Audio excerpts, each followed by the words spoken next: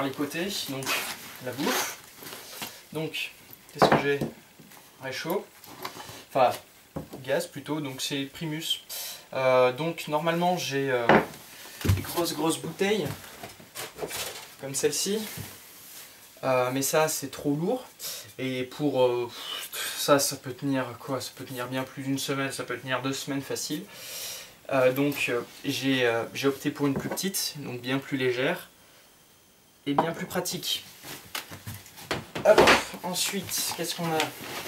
Bouffe. Et le réchaud, donc le réchaud Primus, hein, comme d'habitude, il n'a pas changé, c'est le même. Celui à 19,95, donc rien à redire, hein, super réchaud, très facile d'usage, très simple, basique, mais qui tient dans la durée. Ça fait 1 an que je l'ai, je l'utilise pas mal, il tient super, rien à redire. Matos super, donc le Primus, la cartouche de gaz aussi c'est une Primus, donc c'est optimal. Donc c'est un mélange pour les 4 saisons, oui c'est ça, donc il y a un mélange, c'est du propane, de l'isobutane et du butane, tout court.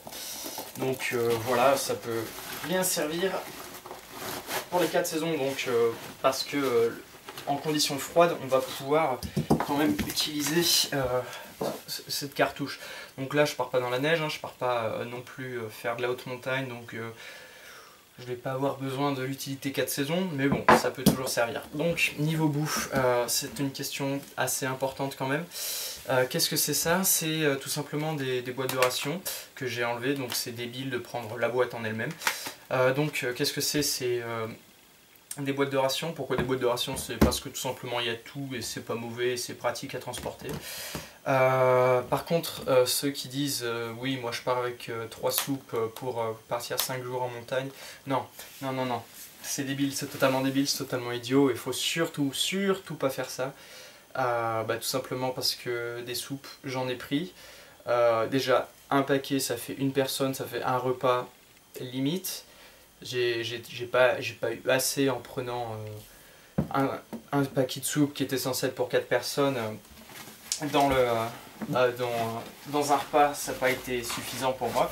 Donc en plus pour partir en montagne, je pense que voilà, les dépenses calorifiques et tout, c'est quand même assez considérable. Donc prenez ce que je conseille, moi, si vous n'aimez pas forcément les conserves, parce que c'est vrai que c'est lourd et puis c'est assez suant à transporter, je vous conseille tout ce qui est lyophilisé. C'est super. Par contre, prenez de la bonne qualité de lyophilisé, ou alors lyophilisez vous-même. C'est beaucoup plus simple et surtout bien meilleur niveau gustatif. Sinon, il y a quoi? Il y a les nouilles chinoises. C'est des tout petits paquets.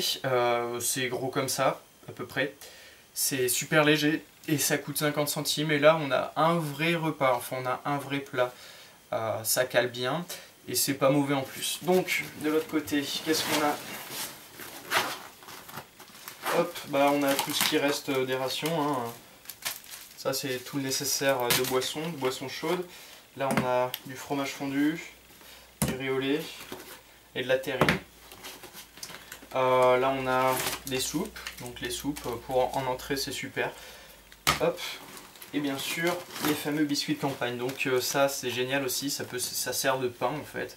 Tout simplement on en a des salés et des sucrés. C'est super calorifique, ça tient bien au corps. On peut se servir de ça en encas aussi. Et après j'ai bien sûr les autres conserves, donc les 3 autres. En tout j'ai 3 boîtes de rations. Enfin j'ai l'équivalent de 3 boîtes de rations à l'intérieur. Donc ça suffit largement, hein, c'est ce qu'il faut. Pour 3 jours. Hop, bien sûr avec un plat en plus, un lyophilisé en plus, qui est quelque part au fond du sac. Hop. Donc voilà. On va essayer de tout remettre comme il faut là dans la poche. Donc la nourriture c'est quelque chose qu'il ne faut pas négliger. C'est quelque chose de très important, surtout quand on part longtemps, qu'on n'a pas forcément de ravitaillement. C'est quelque chose à prévoir, donc certes c'est lourd mais c'est un mal nécessaire. Si vous n'avez pas votre nourriture, vous ne pourrez pas avancer. Donc ensuite, Qu'avons-nous donc on va passer donc sur les autres poches du sac. Donc là, on a deux porte-bidons de chaque côté. Enfin, deux porte-bidons, porte-gourde, j'appelle ça porte-bidon parce que moi je mets une sorte de bidon de cyclisme à l'intérieur, histoire de pouvoir boire en marchant. Mais ça accepte quasiment tous les types de gourdes, sauf les types militaires et sauf les types Nalgene, les grosses Nalgene. C'est super parce que moi j'ai un porte-gourde sur mon sac 45 litres, sauf qu'on ne peut pas y accéder quand on a le sac sur le dos, donc là c'est super. C'est super, donc je mets une gourde de chaque